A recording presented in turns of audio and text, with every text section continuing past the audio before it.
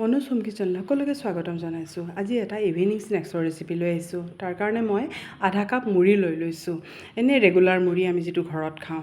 তাত মই লগে লগে মই পানী দি দিছোঁ। দি পেলাই এইখিনি এইদৰে অলপ ধুই পেলাই লগে লগে চাকি ল'ব, কাৰণ এইটো তিয়াই থ'ব নালাগে।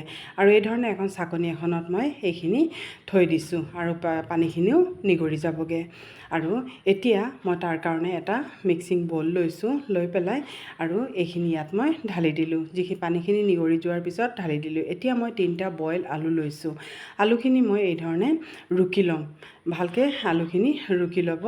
আলুখিনি ৰুকি ল'লে মানে এনেই মেছ কৰিও দিব পাৰি, কিন্তু ৰুকি ল'লে মানে অলপ গুটি গুটি নাথাকে, খুব ভাল হয় মানে। এতিয়া মই গোটেই আলুখিনি ৰুকি ল'লোঁ আৰু এই ৰেচিপিটো ইমান সহজ হয়।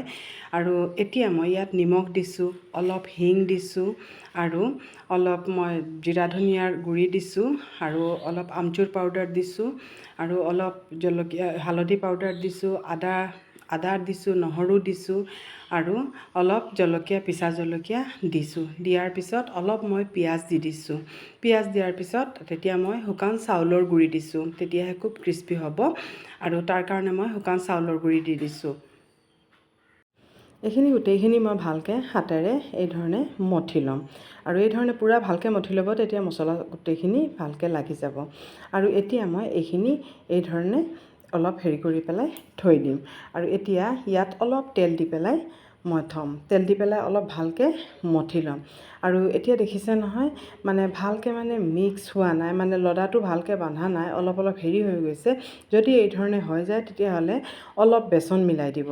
তো অলপ বেচন মিলাই দিলে তেতিয়া পূৰা আঠাটো ভালকৈ হৈ যাব। আৰু মই এতিয়া অকল এচামুচ বেচন দিছোঁ আৰু অলপ পানী দিছোঁ। যিহেতু চাউলৰ গুড়ি হয়, পানীখিনি গোটেইখিনি শুহি ল'লে, সেইকাৰণে অলপ বেচন দি পেলাই অলপ পানী দি পেলাই মই এইখিনি ভালকৈ আকৌ মঠি ল'ম।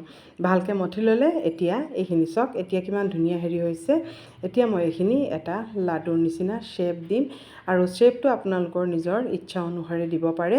আৰু মই এই ধৰণে অলপ দীঘলীয়াকৈ এই ধৰণে এটা শ্বেপ দি পেলাই আৰু অলপ কাটা চামুচ আছে যে এইখিনি দি পেলাই এটা মই মানে ডিজাইন কৰি দিম। এই ধৰণে চাওক এটা ডিজাইন কৰি দিলোঁ। আৰু কিমান ধুনীয়া হৈছে। এই ধৰণে মই গোটেইখিনি চাওক বনাই ল'লোঁ।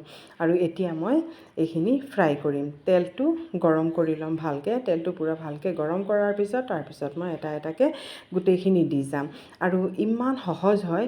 যদি মুড়ি কেতিয়াবা থাকে বা অলপ সেমেকি যায়, তো আমি খাব নোৱাৰোঁ, তো সেই সময়ত আপোনালোকে এনেকুৱা বনাব পাৰে। আৰু এই মুড়ি দি বহুত ধৰণৰ কাটলেট বনাব পাৰে, চয়াবিন দি বনাব পাৰে, বহুত ধৰণৰ বস্তু। অকল যে আলু দি বনাব তেনেকুৱা কোনো কথা নহয়, বহুত বস্তুৰে বনাব পাৰি এইটো। আৰু মোৰ ওচৰত আজি অকল আলু আছিলে বইল, সেইকাৰণে ভাবিলোঁ মই আলু বইল দি পেলাই বনাম। আৰু এইটো একেবাৰে সহজ। আলহী আহিলেও লগে লগে বনাই দিব পাৰিব, যদি আলুটো অলপ বইল থাকে। আৰু এয়া চাওক কিমান ধুনীয়া হৈছে, বহুত ধুনীয়া হৈছে ৰেচিপি। গধূলি খাবলৈও এইটো খুব ভাল লাগে। চাহৰ লগত খাব পাৰে, চচৰ লগত খাব পাৰে, বা খুব ধুনীয়া হৈছে ৰেচিপিটো। আপোনালোকে এবাৰ নিশ্চয় ট্ৰাই কৰি চাবচোন। একেবাৰে সহজ ৰেচিপি হয়। আৰু এতিয়া মই ছাৰ্ভ কৰিছোঁ। অলপ মই চচ লৈছোঁ আৰু এই গোটেইখিনি এই ধৰণে মই লৈছোঁ। লৈ পেলাই এতিয়া মই এইখিনি ভালকৈ আৰু এটা মই ভাঙি পেলাই আপোনালোকক দেখুৱাইছোঁ। এয়া চাওক, এটা ভাঙি পেলাই দেখুৱাইছোঁ কেনেকুৱা হৈছে। আৰু কেনেকুৱা হৈছে কমেণ্ট কৰিবচোন আৰু লাইক কৰিব।